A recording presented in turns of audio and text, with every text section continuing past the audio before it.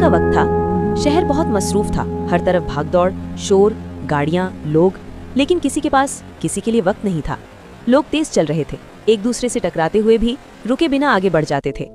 उसी भीड़ में एक छोटा सा बंदर चन्नू अपनी पीली शर्ट पहने, जिस पर काली लिखाई में चन्नू लिखा था, और नीली चड्डी में आहिस्ता आहिस्ता चल रहा था।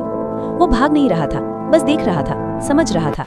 अचानक उसकी नजर पड़ी एक बूढ़े आदमी पर, जो एक भारी डिब्बा उठाने की कोशिश कर रहा था।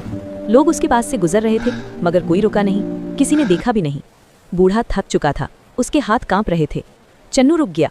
उसने कुछ पल उस आदमी को देखा, जैसे सोच रहा हो। फिर वो धीरे से आगे बढ़ा, बिना कुछ कहे डिब्बे का एक किनारा उठाया और उसके साथ चलने लगा। वो लम्हा खामोश था, मगर बहुत गहरा था। पास से गुजरता एक बच्चा रुक गया, फिर एक और आदमी रुक गया।